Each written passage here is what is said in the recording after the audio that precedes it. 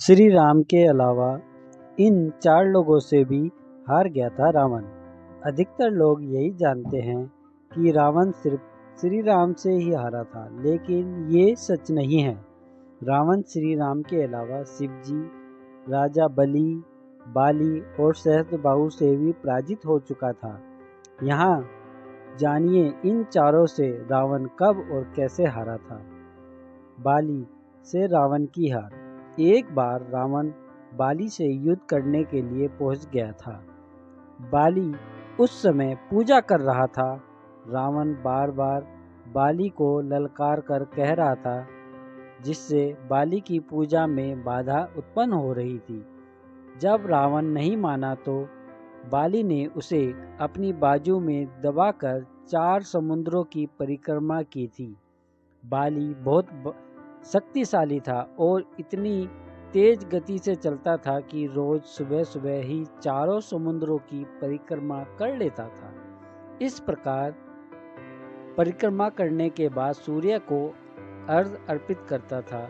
जब तक बाली ने परिक्रमा की और सूर्य को अर्घ्य अर्पित किया, तब तक रावण को अपने बाजू में ही दबाकर रखा था।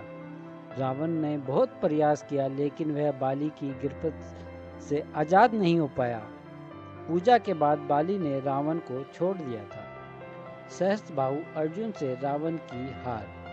सहस्त्रबाहु अर्जुन के 1000 हाथ थे और इसी वजह से उसका नाम सहस्त्रबाहु पड़ा था। जब रावण सहस्त्रबाहु से युद्ध करने के लिए पहुंचा तो सहस्त्रबाहु ने अपने 1000 हाथों से नर्मदा नदी के बहाव को रोक दिया था। सहस्त्रबाहु ने नर्मदा का पानी इकट्ठा किया और पानी छोड़ दिया, जिससे रावण की पूरी सेना के साथ ही नर्मदा में बह गया था। इस पराजय के बाद एक बार फिर रावण सहस्त्रबाहु से युद्ध करने पहुंच गया था। तब सहस्त्रबाहु ने उसे बंदी बनाकर जेल में डाल दिया था। राजा बलि के महल में रावण की हार। दैत्यराज बलि पाताल लोक का राजा थे। एक बार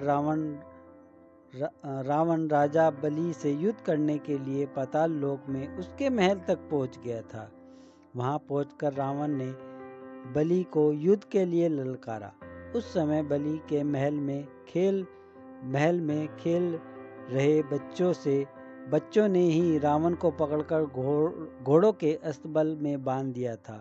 इस प्रकार राजा बलि के महल में रावण की हार हुई। शिवजी से रावण की हार। रावण बहुत शक्तिशाली था और उसे अपनी शक्ति पर बहुत ही घमंड भी था। रावण इस घमंड के नशे में शिवजी को हराने के लिए कैलाश पर्वत पर पहुंच गया था। रावण ने शिवजी को युद्ध के लिए ललकारा, लेकिन महादेव तो ध्यान में लीन थे। रावण कैलाश पर्वत को उठाने लगा, तब शिवजी ने पैर के अंगूठे से ही कैलाश का भार बढ़ा दिया था।